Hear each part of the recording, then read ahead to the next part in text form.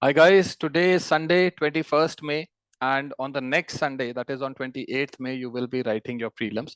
So we have just about a week left, around 6 days left, and many students have messaged me about how to best utilize this time. So this short video is about that.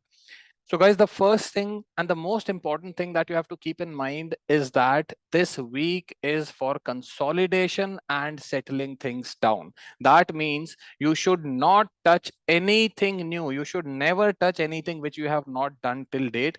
Whatever you have done till date, that's good enough. It's most important to consolidate things so that performance maximizes in the exam, and do not touch anything new, irrespective of whatever, even if it is PYQs. Do not touch anything that you have not done in the next 6 days, right? So the main objective, the number one objective, is to bring things together, consolidate everything, settle things down, build your composure and confidence, right? So this will be the theme of whatever you do in the next 6 days. Now, I've got a very broad timetable for you how you can plan your days in the next 6 days. So the main target of studies can be about 12 to 14 hours. You should never lose out on your sleep. At least 6 to 7 hours of good sleep you get.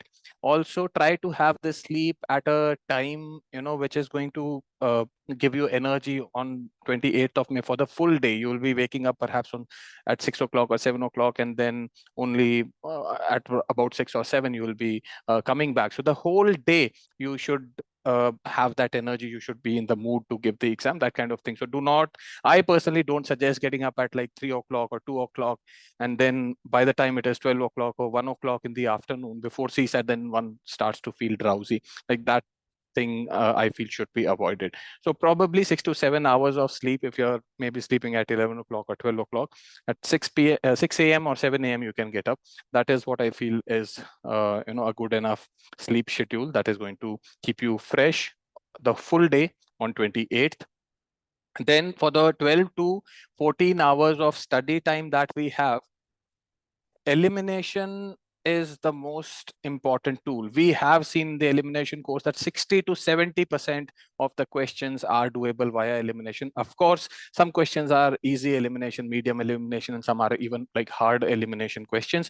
But you have to be in UPSC energy. When I say you have to do elimination, when I say you have to do PYQs, the point is to remain in UPSC energy. So do not do anything which is non-UPSC. And by this, I specifically mean do not do any coaching mocks, do not run after any new material, nothing which is non-UPSC you should touch, right? So elimination techniques, you should practice 1 to 2 hours every day. It depends on your proficiency. If you feel good enough, if you feel confident enough, then even 1 hour of practice just analyzing the questions. We have got that ET research channel.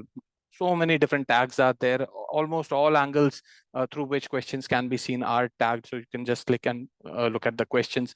If you do not have access to that channel, you can just go through the previous year question from 2011 till 2022 and just keep looking through the questions, keep analyzing, feel the energy of the question. That is what is most important, and that is what you should build, you should focus on in this last week. So work on feeling the energy of the questions. What are standard fact questions like? How do standard fact questions feel?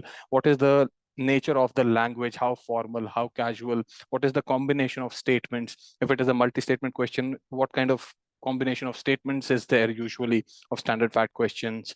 What kind of combination is in non-standard fact questions, right? And then similarly for two statement question, one statement questions. So that's how, like, you have to use this 1 to 2 hours for elimination that we are giving every day, for consolidating everything, for just feeling the questions. And in case there is any problem, just message me. We can resolve it one-to-one, or we can have extra doubt sessions also if many students ask for it. Then uh, PYQs, previous year questions, you have to go through. Previous year questions is the single most important thing that is going to help you in UPSC. In fact, the nature of PYQs is such that when you do PYQs, you will feel more confident. Even if you are making mistakes in PYQs, when you when you recover the mistake, when you learn from the mistakes, it is going to make you confident. But the non-UPSC energy questions, the coaching mocks, if you make a mistake, it is going to make you feel terrible. And the nature of the questions is such that they are knowledge heavy, and there is no end to knowledge. So it is like, it's always this persistent stress that is there in one's mind if you are doing only the coaching mocks and not the PYQ, right? So this 1 week, in order to settle things down, even if you have done coaching mocks, that's okay, that no issues with that. But I would suggest focus only on UPSC energy, be in UPSC PYQs for this whole week before the exam.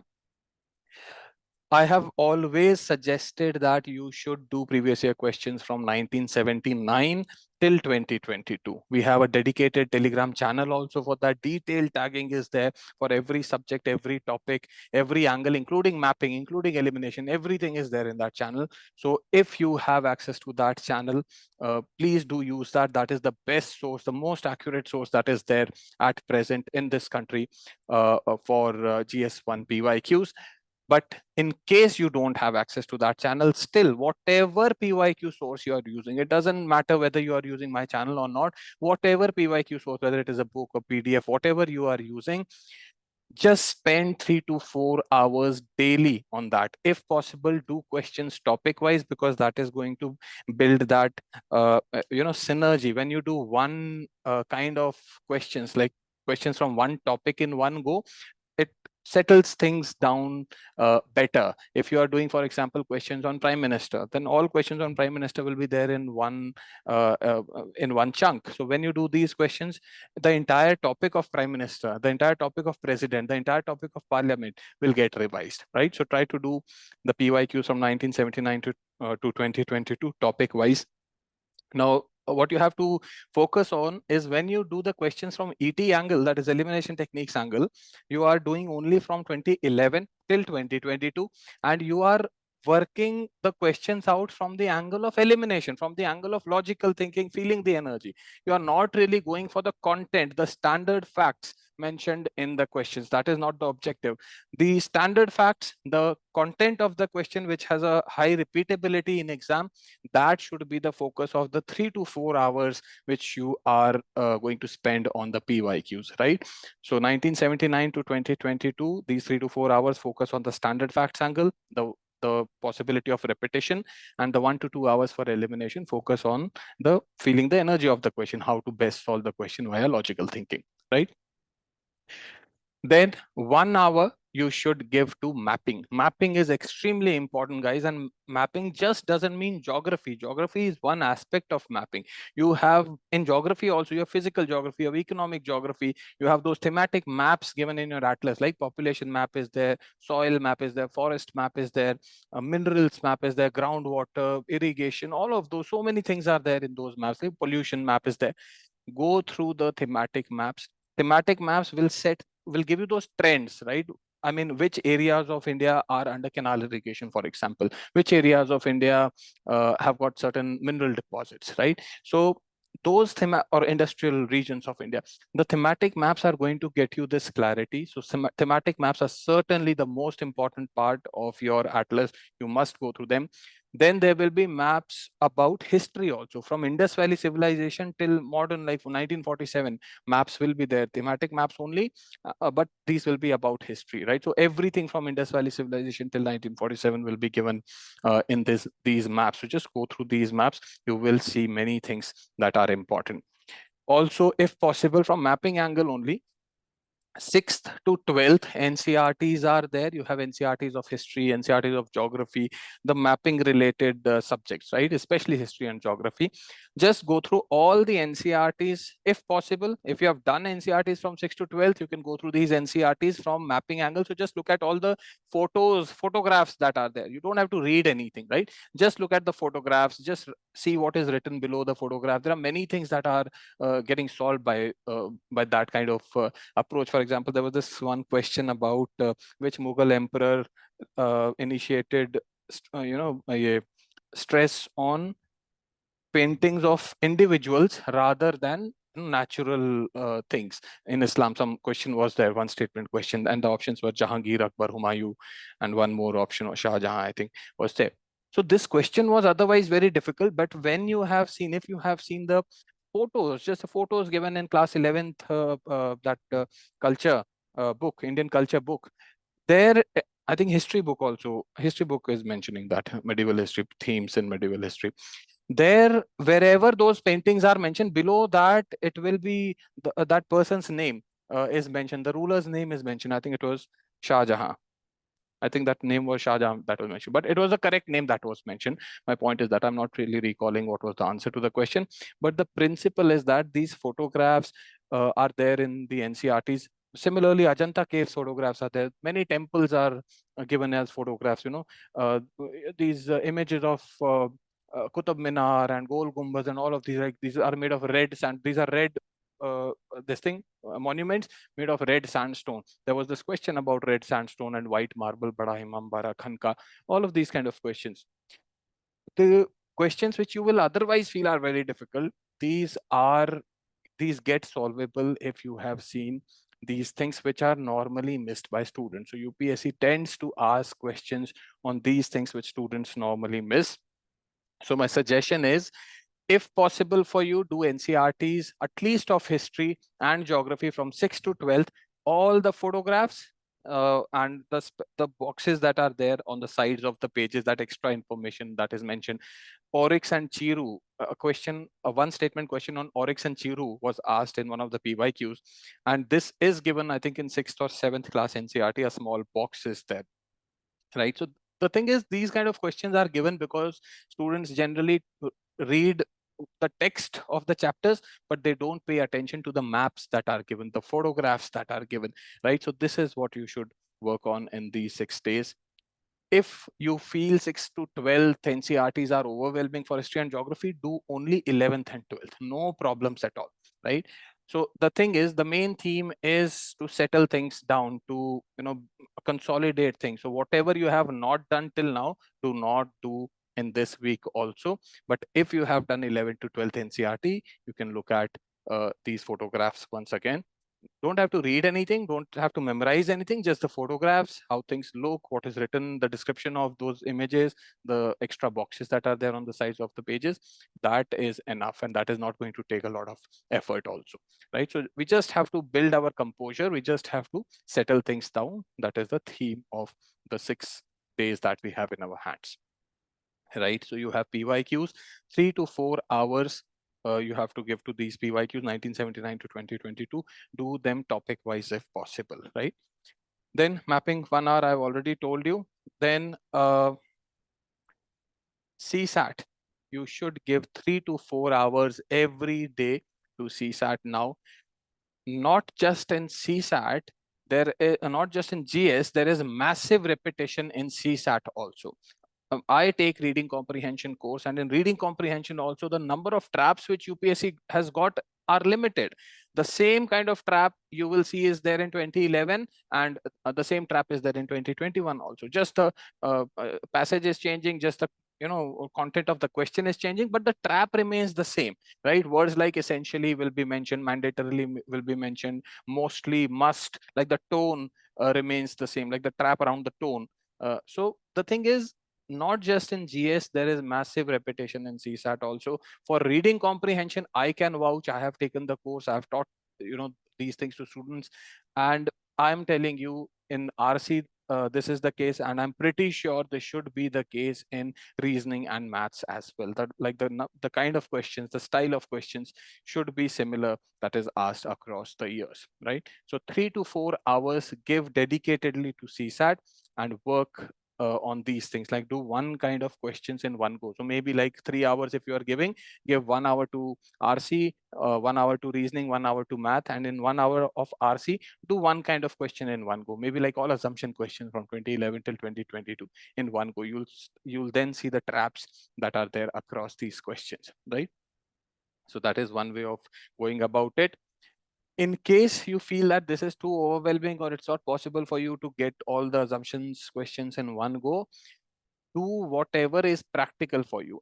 We must do only those things which are doable, which are practical. The process should not be stressing us out. The process should be adding value. So don't worry about which route you are taking to achieve the objective of consolidation. Route doesn't matter, the objective matters, right? So if you are not having the the tools to do them topic wise or question wise or theme wise, just do them year wise. No issues, no issues at all, right? But the objective is to consolidate. The objective is to see the common traps that are there across the years. That's it, right? So do them in the easiest possible manner that you can find. That's it. उसमें ज्यादा समय नहीं लगाना है कि कौन सा best route है. There's nothing called best route. Okay. Then you can do current affairs. Around 2 hours of current affairs you can just flip through. Last 1 year current affairs only you have to revise, and you don't have to go through a lot of details. Just the broad trends of current affairs are important. Specific things, a lot of factual information you don't have to mug up. We have seen the questions we have seen from 2011 till 2022 in the ET course also, and generally also you may have seen the kind of questions that are asked. They can be done via logical thinking. So do not worry about the factual information given in current affairs. Focus on knowing, on understanding the broad theme, so that the would have heard technique, right? The deep fact technique, like you are able to better use, more confidently use elimination techniques in those questions. That is the only objective, right? So the broad trends. Specifics, what you can go into are what species are in news, right? What tribes are in news, what maybe cultural sites, temples, etc. are in use. Just these are the kind of questions which are more factual and that are asked. So if you have done these things till now, then only you do them, you revise them. It's all about revision. It's not about doing anything afresh. If you have not done these things till now, then do not touch them. Just focus on revising and consolidating whatever you have done till now, right guys? So that will be all from my end. Budget and economic survey, same way, just a summary of budget and economic survey. If you have done, it will be good if you can revise budget and economic survey. Otherwise, if you have not done, just leave it. There's no point in worrying about anything you have not done. It is much more important to consolidate whatever you have. One bird in hand is better than two in the bush, right? You remember that. So just work on consolidation in this week. Do what is possible, do what is practical. Do not think too much about what will happen on 28th. That is not in our control, right? And it is a habit of our mind to just pursue those thoughts. Anything problematic, the nature of the mind is to look at potential problems, what can be a threat to the existence of your body, right? To constantly seek threats and to eliminate those threats. That's the nature of the mind. But that is what, to counter that, you should bank on your OLQs, your officer-like qualities. If you are constantly worrying about the threats, the future, what if thoughts, if you're constantly having in your mind, it is going to remain agitated, and that kind of negative energy, stress energy will accumulate in your mind, and that is the energy that you are going to take into the exam hall, right? That is what we do not want. You have to practice composure, and that requires actively not pursuing those kind of tension related thoughts. What if this happens? What if that happens? I've done so much effort. What if, I don't know if I'll pass or not. All these are useless thoughts, guys. They are not adding any real value. They are just making things up for you, and 99.99% of those things are never going to become a reality, right? So the mind is always about that exception. What if this happens? What if that happens? Life is not lived by exceptions. Life is lived by trends. Life is lived by the mainstream, right? So whatever exceptions are there, you are fully capable of tackling those exceptions, because the exact nature of that situation only at that time you will come to know. So you will be taking a decision at that time. So have faith in yourself, your OLQs or officer-like qualities, and don't pursue negative thoughts. Don't pursue what if thoughts, stressful thoughts. Just do what we can do, our duty, our dharma, which is to अपना कर्म करना है, बाकी tension नहीं लेना है, जो होगा देखा जाएगा, right? Simple philosophy of life, and you will be doing fine. Whatever you have done till now, focus on consolidating it. And in case there is any problem, any issue, in case you're not my student, and if you're watching this video, you message you comment on the video, and I'll try my best to resolve your issues. And in case you are my student, you message me one-to-one. In case you wish to talk with me also, that's fine. Or if you want me to take some mentorship class, we can do that also. Thank you so much for watching this video. See you next time.